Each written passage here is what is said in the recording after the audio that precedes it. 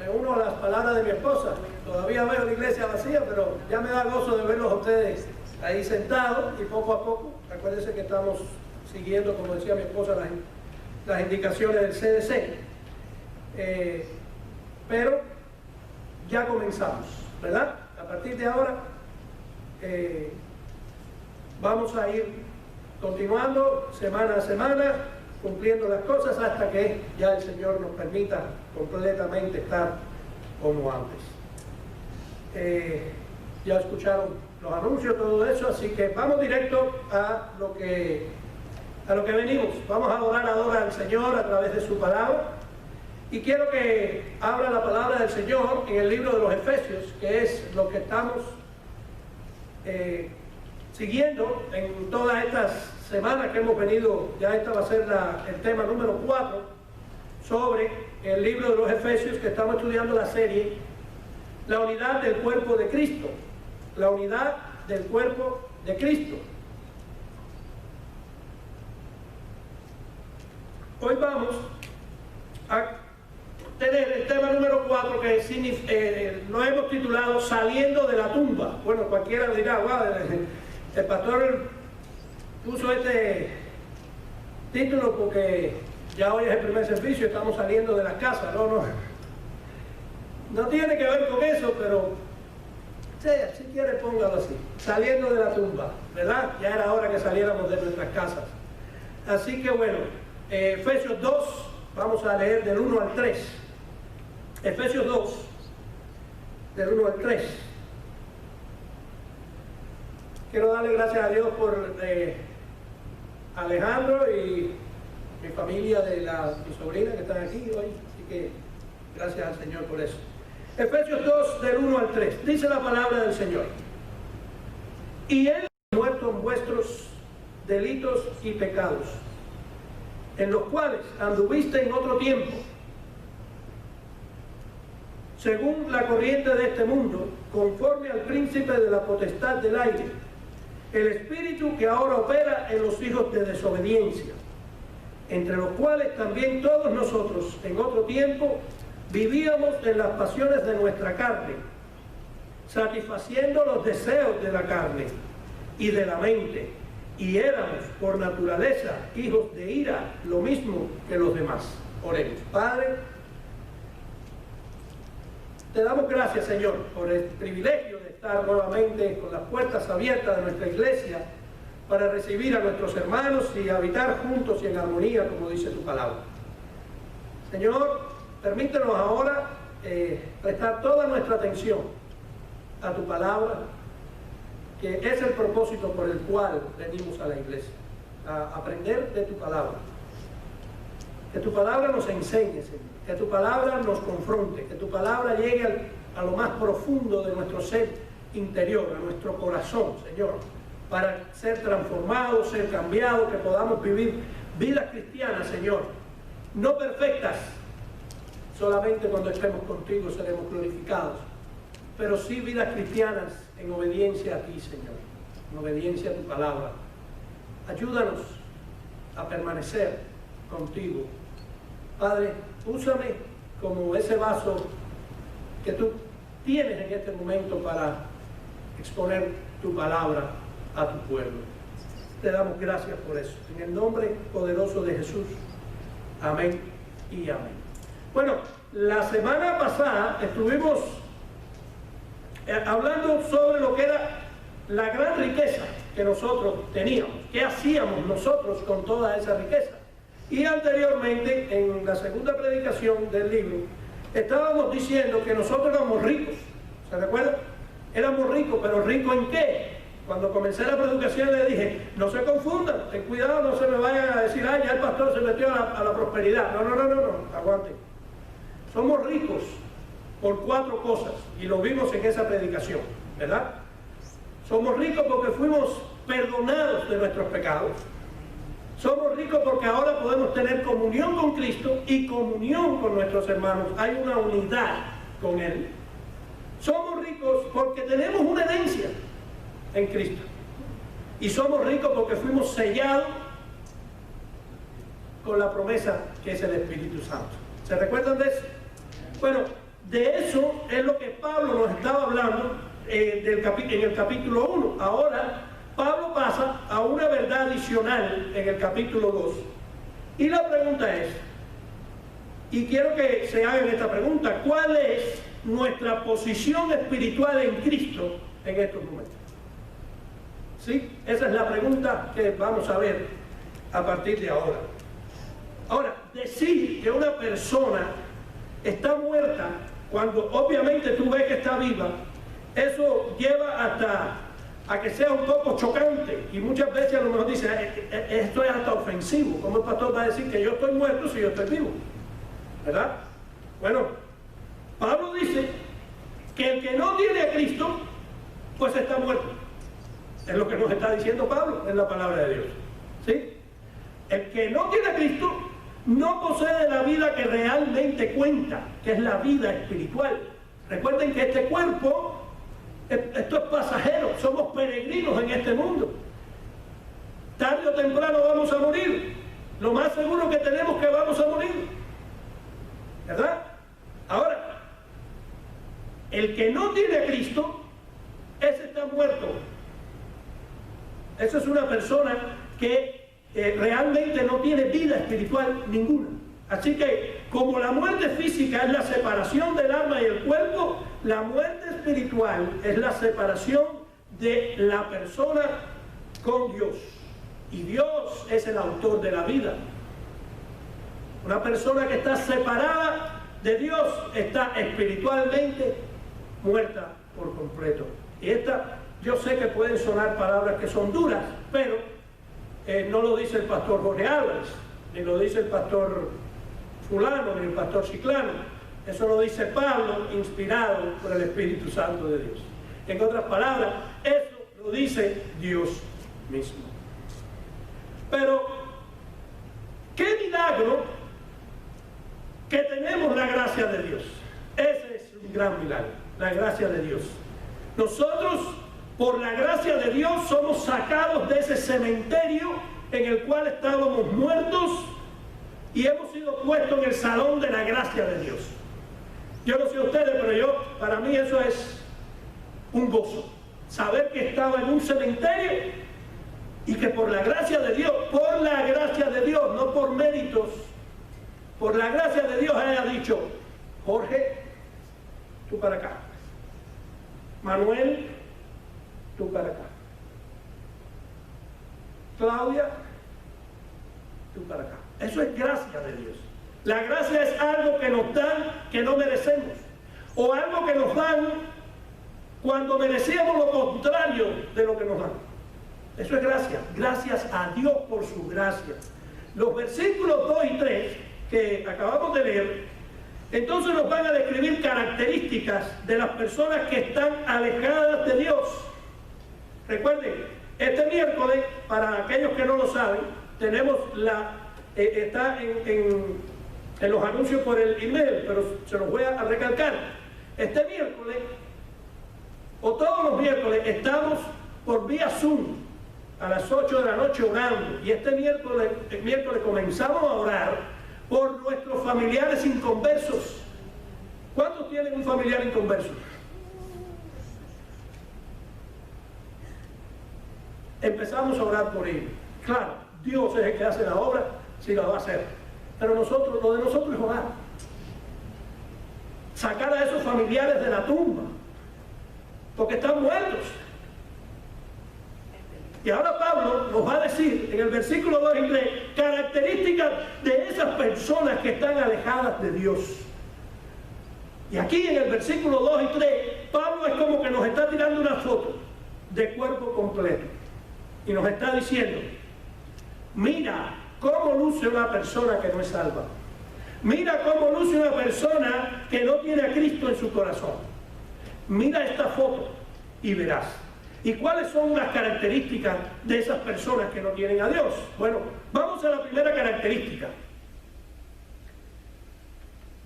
La persona que no tiene a Dios es alguien que está completamente muerto. Dice el versículo 1: y Él os dio vida a vosotros, que estabais como muertos. muertos. ¿En qué? En vuestros delitos y pecados. Ahora, por supuesto que significa, esta palabra muerto espiritualmente significa que nosotros estamos separados de Dios en ese momento, antes de conocer a Cristo. Las personas que no tienen a Cristo están en este momento muertas espiritualmente. Son personas que no pueden comprender y no pueden apreciar las cosas espirituales. Están muertos, separados. ¿Sí? Una persona muerta no tiene vida espiritual. Una persona muerta no puede hacer nada por sí mismo para agradar a Dios. No puede. Es imposible. No puede hacerlo. Está inhabilitado de hacerlo. Así como una persona físicamente muerta no responde a los estímulos físicos, así una persona espiritualmente muerta no puede responder a las cosas espirituales. Un cadáver, tú vas a la funeraria y se murió alguien y tú lo ves ahí. Bueno, ese cadáver que está ahí, que esa persona que ya está muerta, esa persona no escucha quién está llorando, quién está hablando, quién se está riendo, quién se está burlando. No escucha.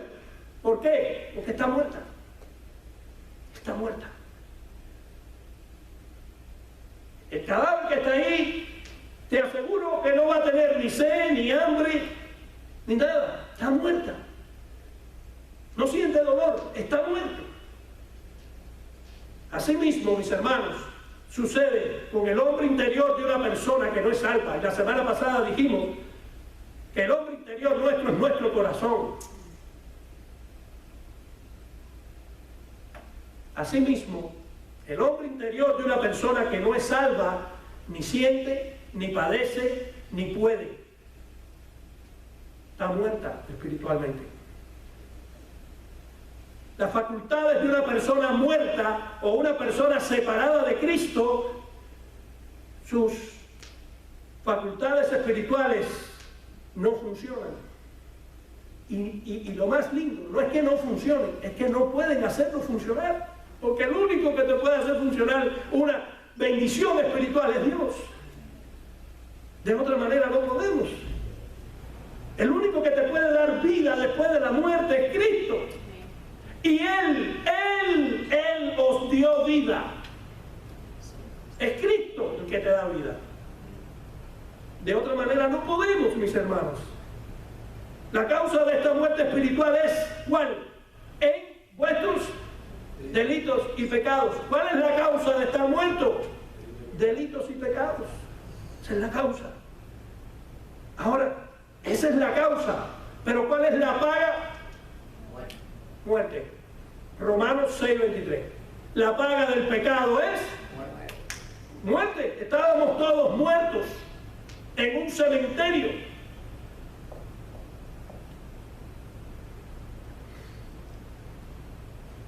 ¿Cuál es la característica número 2 de una persona sin Cristo? De alguien que no es salvo. Alguien que no es salvo, su característica es que es desobediente. Vamos a ver. Versículos 2 y 3. Vamos a leerlo nuevamente. Dice: en los cuales anduviste en otro tiempo, según la corriente de este mundo, conforme al príncipe de la potestad del aire, el espíritu que ahora opera en los hijos de desobediencia. Pero esos son aquellos, esos que... No. Vamos al versículo 3. Entre los cuales también todos nosotros, en otro tiempo, vivíamos en las pasiones de nuestra carne, satisfaciendo los deseos de la carne y de la mente, y éramos por naturaleza hijos de ira, lo mismo que los demás. ¿Cómo estábamos, mis hermanos? Mi hermano, tú no te puedes poner a burlarte de alguien que no tiene a Cristo. No, al contrario. ¿Se recuerdan lo que estudiamos en Romanos 11? ¿Para qué Dios le desarraigó a esas ramas del olivo? Para que a través de la salvación de los gentiles le pudiéramos dar celos a ellos. No para que diga, yo soy un bárbaro. No, Aquí todo es un propósito de Dios. ¿Ves a alguien que no tiene a Cristo? No le digas, tú eres un pecador y tú eres un sucio. Nosotros estábamos así igual. Igualito. Es más, peor. Dice, ay, a veces yo hablo con mi esposa, ¿no? Y le digo, ay, qué lástima. Yo veo que probablemente hay personas que a lo mejor dicen algo que no es de mi persona. Y me dice mi esposa, ¿y de qué te preocupas? Si tú eres peor de lo que pudieran hablar. Mi hermano, somos peor de lo que creemos. Gracias a Dios que somos salvos. Gracias a Dios. Hermanos, este fue el principio de la muerte espiritual del hombre. La desobediencia a la voluntad de Dios. Dios había dicho en Génesis 2:17, el día que de él comiere, ciertamente morirías. Y Satanás dijo en Génesis 3:4, no moriréis. Hay un dilema, ¿morirías o no morirías? ¿Qué pasó? ¿Qué hizo Eva? Creyó la mentira de Satanás. ¿Qué pasa con nosotros ahora? Creemos la mentira del mundo. Cuando hemos sido, por gracia, salvados. Ahora creemos la mentira del mundo. El primer hombre y la primera mujer pecaron y experimentaron en forma inmediata la muerte espiritual. Y por último, la muerte física. ¿Sabe que no estábamos predestinados por Dios a morir? La muerte del hombre vino por la desobediencia de Adán y Eva. Por eso que nosotros morimos. Por eso nadie se salva de la muerte. Tú sabes que hay gente ahora haciéndose estudios y 20 cantidad de cosas para ver si no mueren. Van a morir.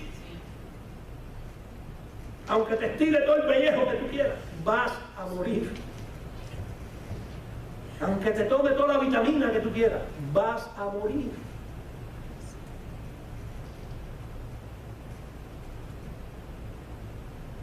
¿Y todo fue por qué? Por la desobediencia. Una persona que no tiene a Cristo, una persona que no es salva, es una persona desobediente. Ahora, existen tres fuerzas que animan al hombre en su desobediencia. Las tres fuerzas, mírenla bien: el mundo, el diablo y la carne. Yo he experimentado las tres. ¿Y tú quieres que te diga algo? Ni el mundo ni el diablo. Para mí, la peor es la carne. Soy yo mismo. Y siempre le queremos echar la culpa al diablo. Y siempre le queremos echar la culpa al mundo. ¿Y nosotros qué? Mira, vamos a la primera fuerza. El mundo o el sistema mundial presiona a cada persona para que se conforme al mismo mundo. Pero hemos estudiado, los estudiosos aquí de Romanos 12, ¿qué dice Romanos 12:2? Que no os conforméis a este mundo. Transformado por medio de ¿qué? De la renovación de vuestro entendimiento. Eso dice Romanos 12:2. Jesucristo no fue de este mundo tampoco. Y dice la palabra en Juan 8:23, y tampoco lo somos nosotros. Pero la persona que no es salva está controlada por los valores y actitudes de este mundo, ya sea en forma consciente o en forma inconsciente. El mundo le da forma. Y yo iría más allá. He visto cristianos que después de la pandemia el mundo les da forma. Número 2, el diablo. Es el espíritu que ahora opera en los hijos de desobediencia. Muchos dicen, no, porque el diablo es el que domina este mundo. Bueno, la palabra dice que sí, que él es el príncipe de este mundo. Pero Dios, Jesucristo es el que gobierna todo. Satanás gobierna este mundo porque este mundo está bajo el maligno. A todo aquel que no conoce a Cristo, Satanás es su Dios. A ese es el que gobierna Satanás. Pero al Hijo de Dios no lo puede gobernar.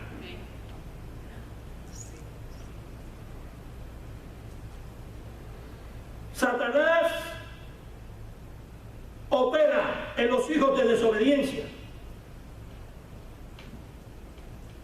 Es lo que dice la palabra. A diferencia de Dios, Satanás no es omnipresente. Satanás opera, pero tiene que mandar sus demonios. Porque él no puede estar ahora aquí y allá y allá y allá. Solo Dios es omnipresente. Así que tenemos tremenda ventaja de estar del lado del Señor, ¿verdad? Satanás no puede estar en todo sitio a la vez, pero sus demonios sí. Tiene muchos. Eso lo puedes ver en Efesios 6. Y su poder sobre el sistema mundial es tremendo. Eso está en Juan 12:31. Satanás gobierna este sistema del mundo, este sistema mundano, lo gobierna Satanás. ¿Sí? Satanás influye en la vida de todos los incrédulos y también busca influir en los creyentes. Satanás quiere convertir a las personas en hijos de desobediencia. Efesios 2. El mismo Satanás fue desobediente a Dios, así que quiere que otros le desobedezcan también. El mundo, Satanás, y ahora viene la carne. La carne es la tercera fuerza que anima al hombre a desobedecer a Dios.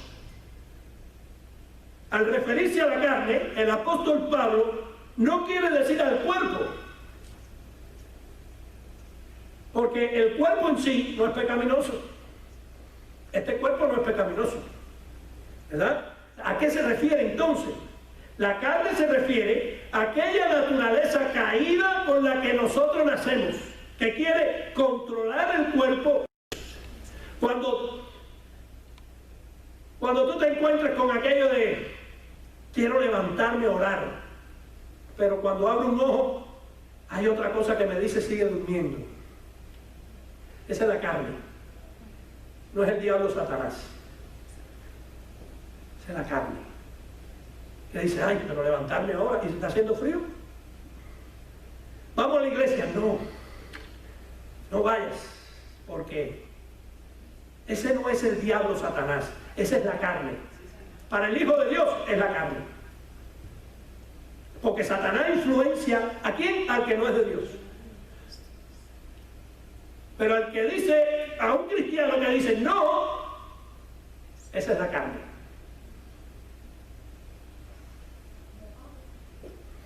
Desobedecemos a Dios, los cristianos, cuando le dejamos al diablo hacer con nuestra vida lo que él quiere. Pregunta, ¿te parece raro que la persona que no es salva sea desobediente a Dios? No. Claro que no. ¿Por qué?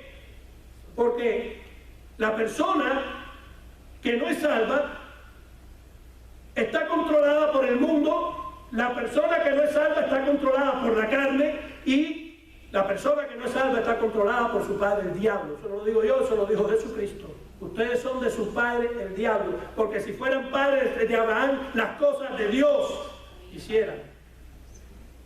Como no las hacen.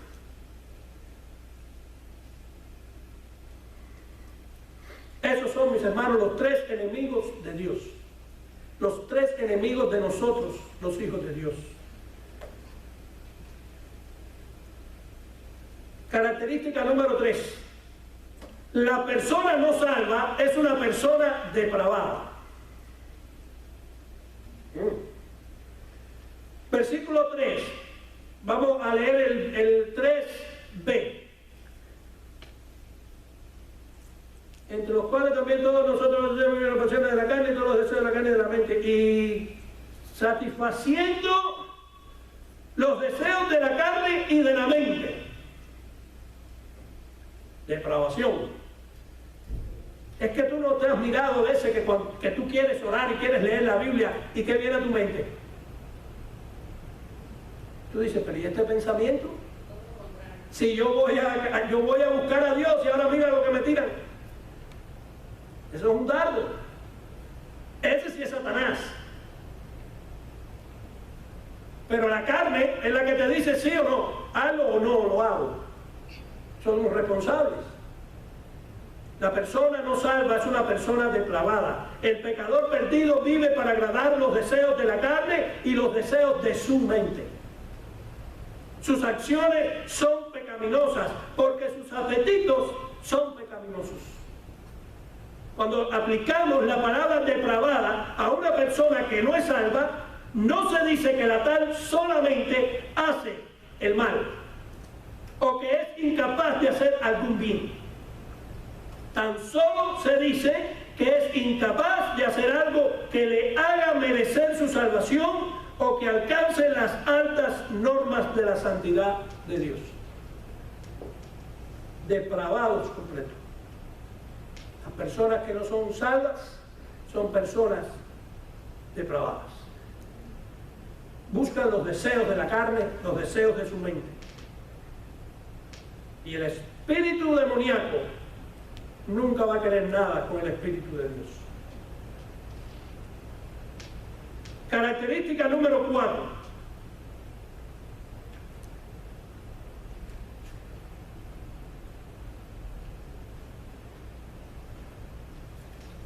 Característica número 4. La persona no salva está sentenciada. Versículo 3, al final, dice: por naturaleza, hijos de ira. O sea, la persona que no es salva ya está condenada. ¿Dónde dice eso, pastor? Que yo lo pueda ver más explícitamente. Juan 3:18. Mira lo que dice Juan 3:18. El que cree en él no es condenado. Pero el que no cree ya ha sido condenado, porque no ha creído en el nombre del unigénito Hijo de Dios. La persona no salva ya está condenada a la ira de Dios. Así estábamos nosotros, gracias a Jesucristo, que por su gracia nos alcanzó. Mis hermanos, para ir terminando, la sentencia ya fue dictada, mi hermano. La sentencia ya ha sido aceptada. Pero Dios, esa va a ser la próxima enseñanza. Pero Dios, nadie se pone a analizar esas dos palabras. Pero Dios. El pero Dios siempre va a venir después de algo que hemos hablado, las características de una persona no salva. Pero mis hermanos, aún para los no salvos, como hubo para nosotros, pero Dios te puede sacar de eso. Pero Dios te puede hacer salvo. Pero Dios te puede rescatar. Pero Dios, en su misericordia, demora su ejecución. Si Dios no fuera misericordioso, ya estuviéramos en el infierno hace años. Todos. Pero Dios. ¿Qué dos palabritas? Que la próxima semana vamos a estar analizando esas dos palabritas. Pero Dios. Dice 2 de Pedro 3, del 8 al 10.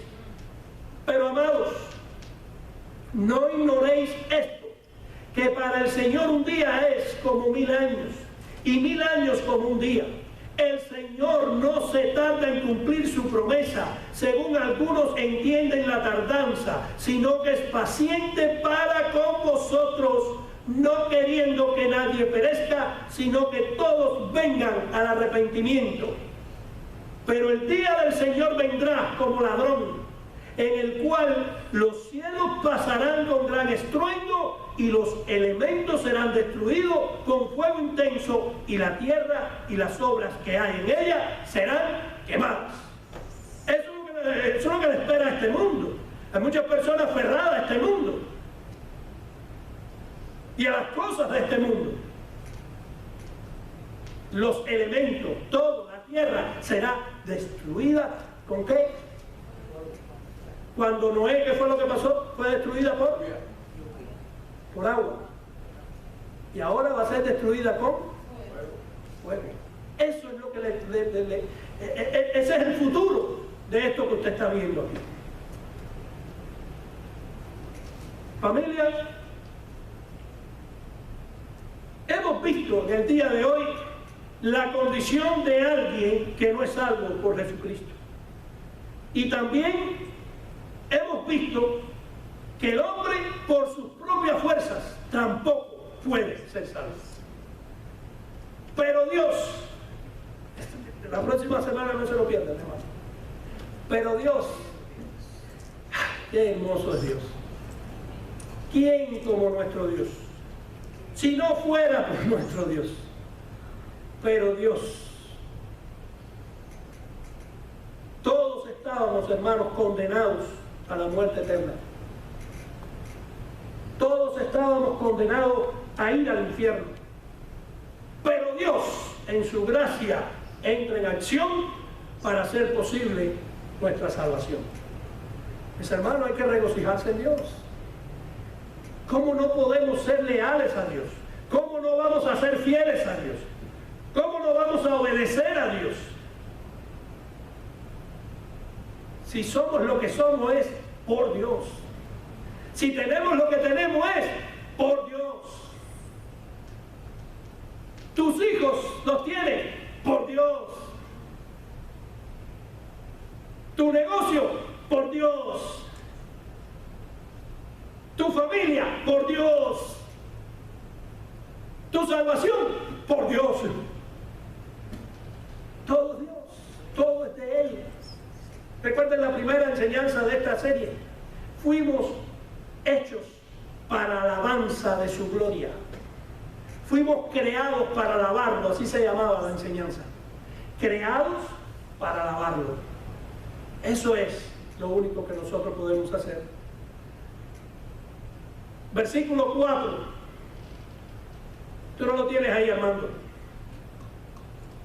Pero Dios, que es rico en misericordia, por causa del gran amor con que nos amó. Pero Dios nos amó, que es rico en misericordia. Si tu familiar inconverso tiene alguna esperanza, es porque Dios ha retardado todavía el juicio. Pero tiene la esperanza. Pero solo Dios puede ser que esa persona sea salva. ¿Qué diferencia esas dos palabras?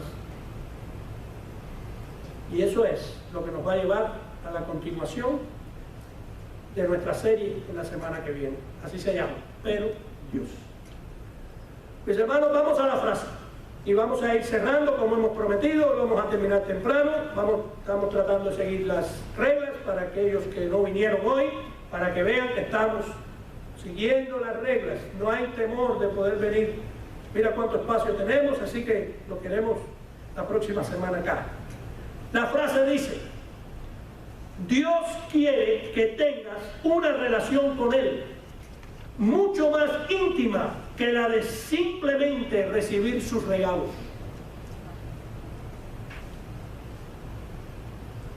Y ahí usted piense cuáles son los regalos que Dios le ha dado. Creo que le ha dado bastante.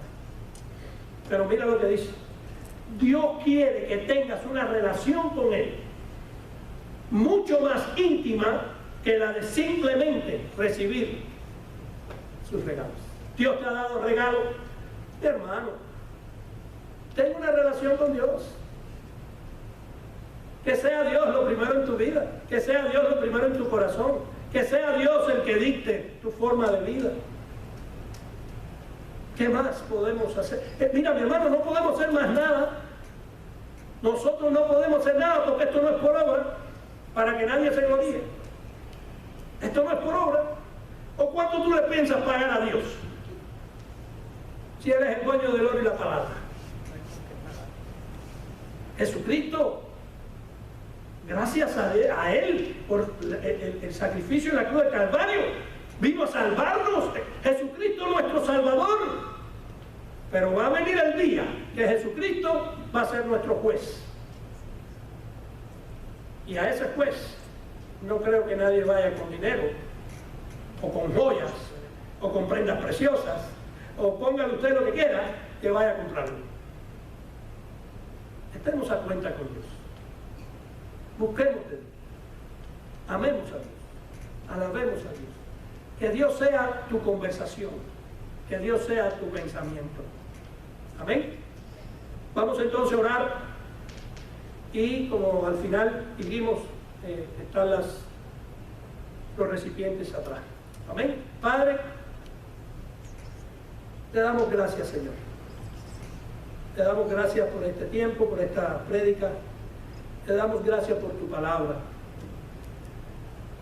Oh Señor, ¿qué nos haríamos sin ti? Gracias porque nos sacaste, Señor, de la tumba.